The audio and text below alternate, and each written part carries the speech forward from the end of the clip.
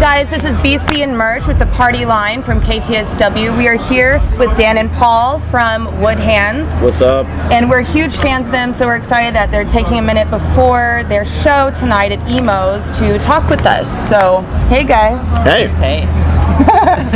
Sorry. What's going on? Nothing much.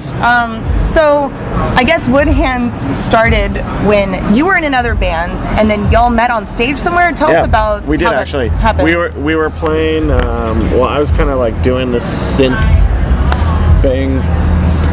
It looks like you're gazing into his eyes. I like it. No, nice touch. we have an agreed history, so I have to make sure that I'm not getting any of it wrong. Like a married couple. And we crossed.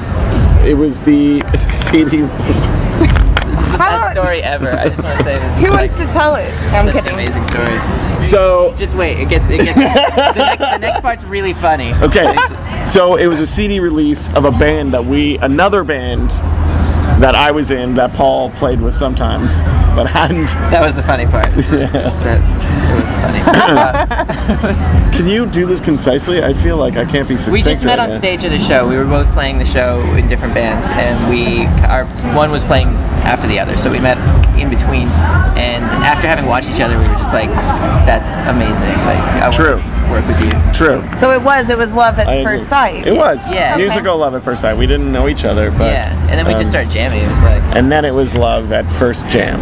There you go. yeah. Love at first synth. There you go. That's how you gotta rock it sometimes. I do have to ask, how did you start jamming with the keytar and everything? I jammed with the guitar. Actually, there was this guy in Vancouver who's sort of like my synth guru, and I had recorded an album of just like kind of like ambient synth stuff, and he had helped me put together a live setup. And originally I was playing behind a Fender Rhodes, which was like 120 pounds, and I'd stacked everything in front of me, so it wasn't like much of a stage show. And one day he was just like, "You need a guitar." So I was like, "Okay, I'll buy one." So I bought one off of him, actually. Nice. Maybe it was some Made a sort tiny of commission. yeah.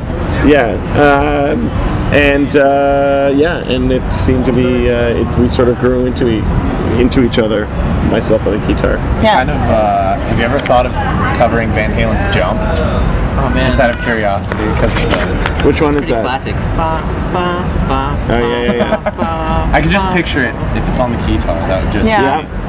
I've Maybe never that thought will about be that one. a first. But now first we go. tonight. No, should go practice it, learn it real Yeah, fast. okay. All right. I'm gonna I'll do this though. I'm gonna go like Just this in if we're gonna case do it. That becomes a single. Yeah, you have to do that. So, what are some of your like key influences? I'm sure you get asked that all the time, but like, how did your sound come about for Woodhands? Well, in my personal life, I'm heavily influenced by what Paul thinks of me. So if I make poor decisions and I feel shame because of what he thinks about it, then I will work to improve myself. The key to making Dan a great musician is just to break him down as much as possible. Sounds like It's true. It's true. Can I drink on Yes. your show? We ask you to please do that. We actually get $10 every time. Nice. Show Yeah, off. I'll Make sure.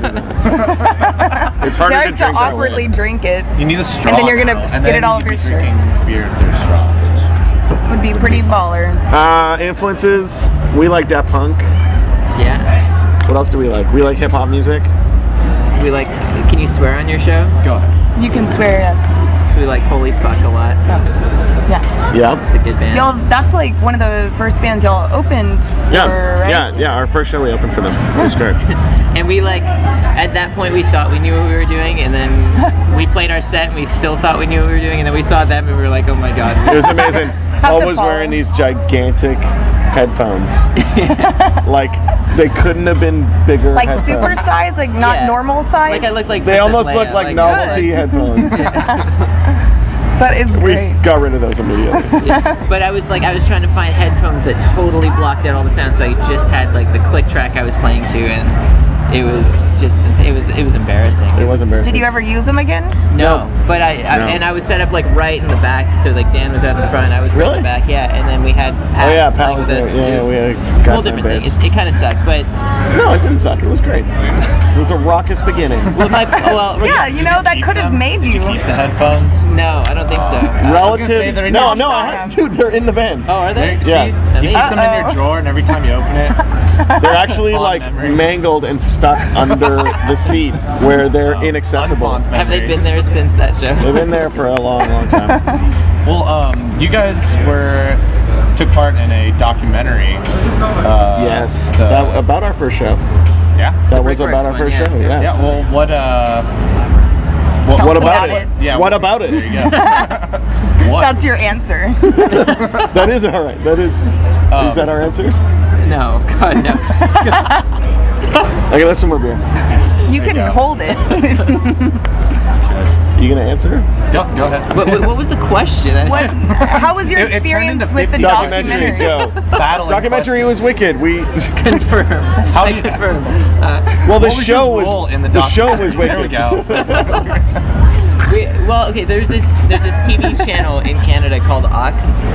It's kind of new, and they're like throwback because they just play music videos and do like music news shows they're and wicked. stuff like that. They're wicked. And so they started this little documentary series where they talk to different fans about different places that they've been that are special to them.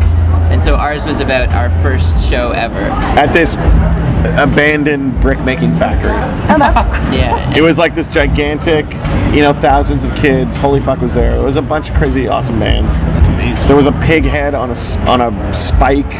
That's super intense. It was on Halloween also, so everyone was dressed up. There was like pitch blackness, and people were like, it was fucking raining buckets.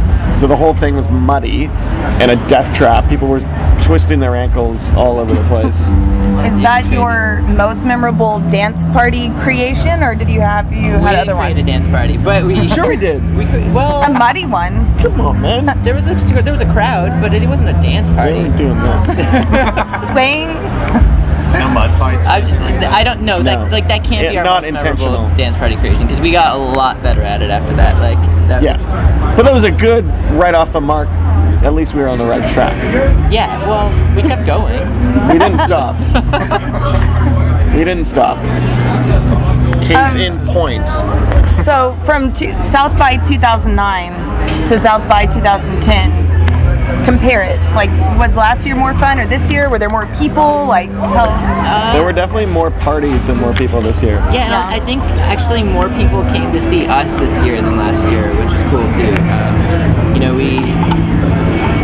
We've always sort of wondered, like, we had a good location the last couple of years, Yeah. and like we were on a really solid lineup, so the room was nice and full. But then this year, I mean, the lineup was good, but it wasn't as like crazy as it has been the last couple of years. So. And the venue was a little off of 6, like it was up on Congress, and Yeah, so we weren't sure, and it was kind of neat to see people like coming out to check us out. And I think because of that, it was like a stronger show. Was that at the? Yeah, perfect. 4 Was that at minutes. the pizza place? No, that was at Speakeasies. Okay, yeah, because it was one. Actually, my girlfriend went to see you guys At the pizza joint. Yeah. At Home Slice. Yeah. That was awesome. Yeah, I was actually working at Waxy that day, so I didn't get to go see you guys. But yeah, I was working. We got the best t-shirts Oh, really? and the best pizza. yeah. There you go. Hey, there you I go. got the pizza too. It was fantastic. It had eggplant or something bizarre on it. good. It's good. That's amazing. We're gonna go there tomorrow. Yeah, actually, we have an infamous story from seeing you guys last year at South by Southwest. Merch actually danced so hard. As soon as we left, it was actually right across the street from Emo's at that Havana place or something like that. And as soon as we walk out, she just says, I'm not feeling very well. And then she threw up. I did. I had to go throw up because we were up front and center in the very front. We were there to see y'all guys, and I had not had anything to drink, and I was like, man, Danced so hard I puked. So I think I'm just, you know what I imagine from that? Like people who are walking out of the Woodhands show, like they know Woodhands just played and see someone just throwing up afterwards, like thinking, wow, how disgusting was that show? Like, how offensive.